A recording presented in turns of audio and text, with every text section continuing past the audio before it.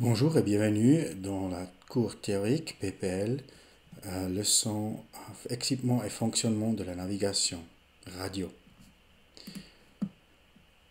On a commencé avec le VHF et le VOR. Maintenant, on va regarder comment on peut mesurer la distance. Ça fonctionne avec un DME, un Distance Measuring Equipment.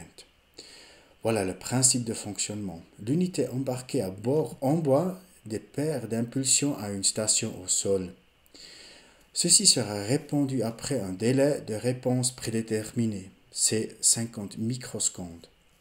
Et puis maintenant, l'unité à bord filtre le mélange de tous les signaux de réponse qui sont continuellement affichés avec un intervalle de temps constant dans la requête du récepteur et mesure l'intervalle de temps entre la transmission du signal d'origine et la réception de la réponse. Maintenant, quand on sait qu'il y a les ondes radio vont avec une vitesse de 300 millions de mètres par seconde, on peut calculer la distance entre la station et l'avion. L'affichage à bord montre les informations différentes. Vous avez la distance à la station, ça c'est le slant distance, c'est ce que vous voyez sur la côté droite. Là, avec la distance actuelle sur sol devient de plus en plus précis. Et le plus proche vous êtes sur la station, vous voyez ça avec l'avion qui est à gauche. Là, les indications ne deviennent pas très précis. Alors, il faut savoir la distance, le ground speed et le temps pour arriver sur la station DME. Alors, regardez encore une fois cette image. Le calcul de la distance horizontale effective est peut-être calculé par le théorème de Pythagore. Mais normalement, c'est difficile à estimer l'angle exact. Alors, pour nous, dans les hélicoptères, la distance sur le DME est assez précise.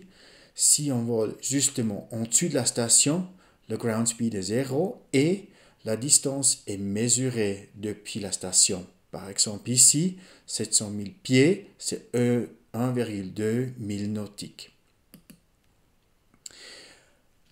Maintenant, si vous avez la possibilité de regarder à votre cap la ligne de positionnement de votre station, vous avez plusieurs possibilités de faire des calculations. Par exemple, avec un changement de QDM et un certain temps, vous avez beaucoup d'informations que vous pouvez utiliser pour calculer votre distance depuis la station. Voilà, regardez comment ça se passe. Alors, la distance entre le QDM 240 et 270, c'est la longueur numéro 1. 2 fois le côté le plus long, c'est la longueur du côté hypoténuse. Avec Pythagoras, on peut calculer la distance de la station.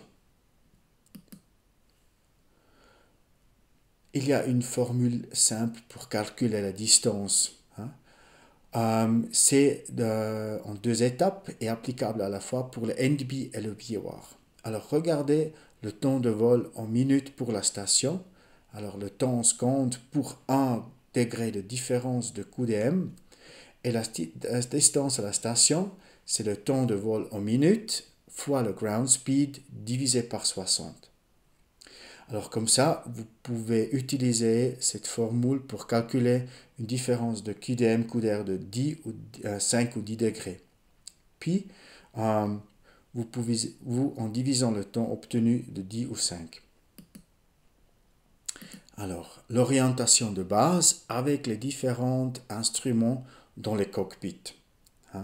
Vous voyez tout au droit, vous avez le Directional Gyro. Ça, vous avez l'indication d'un cap de 180. Après, vous avez le OBS avec le VOR, avec un radial de 0,3 et le radial choisi de 210. Vous avez un HSI qui vous indique aussi le radial demandé de 180. Et vous avez un RMI avec deux flèches. Si vous regardez, les radials sont toujours à la fin du flèche.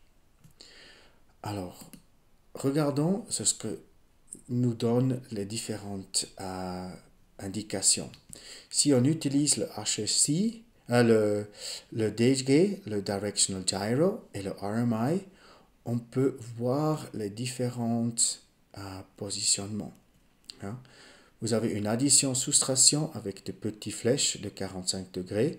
Ça vous aide à calculer les choses. Alors, en dehors de la méthode de calcul traitée dans la section générale de navigation, les cours respectifs peuvent être lus facilement sur les marques attachées à l'écran. C'est avec le cercle rouge. Maintenant, regardons ce qui se passe avec le QDM. L'hélicoptère se trouve sur la radial 140 et entrante qui correspond au QDM de 320. Le trajet réciproque vers la radiale, c'est alors 140 degrés et c'est placé au sommet du VOR, c'est-à-dire 320. Le cours magnétique de l'hélicoptère est de 320 degrés. Alors, ça veut dire, son vent, il vole vers la station le long de la ligne de position, le QDM de 320. Le secteur tout s'étend à 90 degrés vers la gauche et vers la droite, formant une ligne qui est de 0,50 à 230 degrés. Ça veut dire les secteurs to et from changent avec la ligne de positionnement qu'on a mis dans le OBS. Vous voyez ça ici. Hein? Ici, nous avons mis 210 et le secteur to from a changé. Maintenant, l'hélicoptère se trouve sur la radial 300, entrant qui correspond à 120. Le trajet réciproque vers la radiale 300 est placé au sommet du VOR, c'est-à-dire à 120 degrés. Le magnetic course de l'hélicoptère est le 120 degrés, ça veut dire qu'il vole vers la station le long de la ligne de positionnement. Et puis maintenant, le secteur 2 s'étend à 90 degrés vers la gauche et vers la droite, formant une ligne qui est de 0,30 degrés à 210 degrés. Alors encore une fois, le to-from secteur change avec la ligne de positionnement qu'on a mis sur le OBS. Maintenant, on essaye de déterminer le QDM. Alors, je sais seulement que je suis dans une position to à la station en face de moi et je suis en relation avec la ligne de position réglée à 300 degrés à gauche de celle-ci. Alors, ça veut dire, moi, maintenant, je peux limiter ma position dans une demi-secteur à côté gauche de la ligne 300. Maintenant, quel est mon QDM actuel? C'est ce que je peux faire. Je tourne maintenant le OBS jusqu'à ce que le CDA soit au milieu et que l'indicateur to from soit sur to. Alors ça me donne l'indication où je me trouve. Je suis alors sur la voie radiale entrante de 229 degrés et une trajectoire vers la station, c'est 0,49 degrés. Si je prends le RMI va me donner tout de suite l'indication vers la station.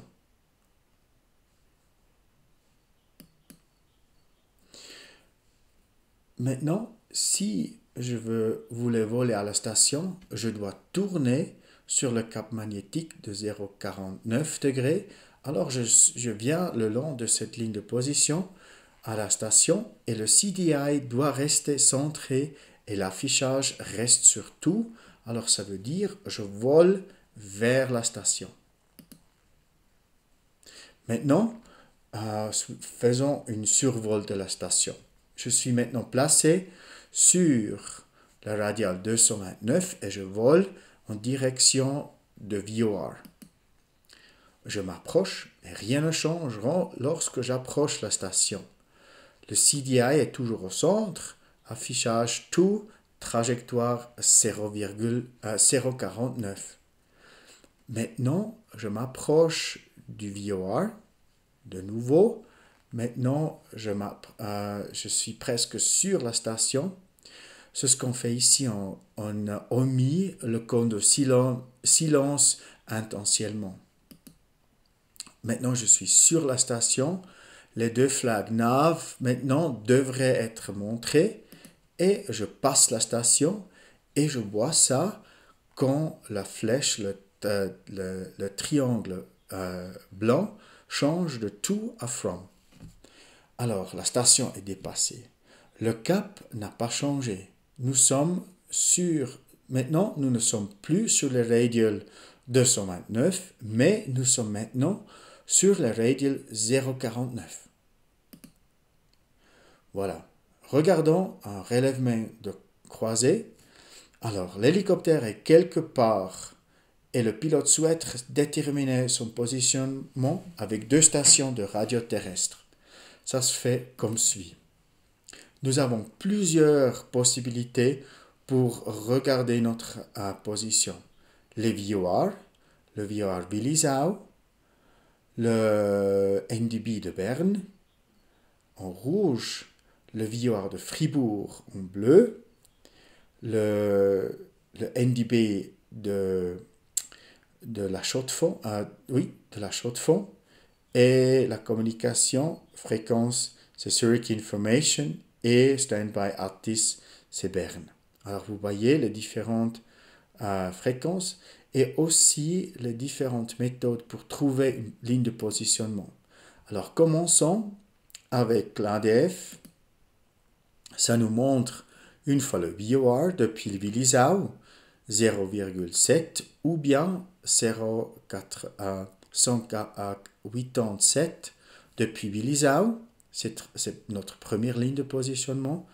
Et vers le coup d'air, vous voyez là, vous avez l'arrière du flèche, ça nous donne une coup d'air de 102. Avec ces 2 lignes, maintenant, on peut indiquer exactement notre position. Sur la carte, ça soit comme ça.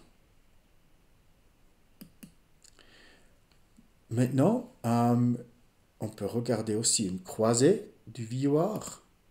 Là, vous avez 3 différentes indications. Vous avez Fribourg, Willisau et Berne. Alors comme ça, c'est possible de faire un backup pour exactement nous positionner sur la carte suisse. Finalement, on pourrait aussi essayer de trouver et d'obtenir le VOR de Grenchen. C'est à 115,45, c'est le VOR 3. Alors là, nous avons aussi une possibilité de faire un positionnement exact. Voilà. Vous avez aussi la possibilité de voir d'autres vidéos qui vous donnent encore des indications. Regardez-le. Et voilà. C'est tout pour le moment pour la radionavigation. On continue dans la prochaine leçon. Merci bien pour votre attention. Au revoir.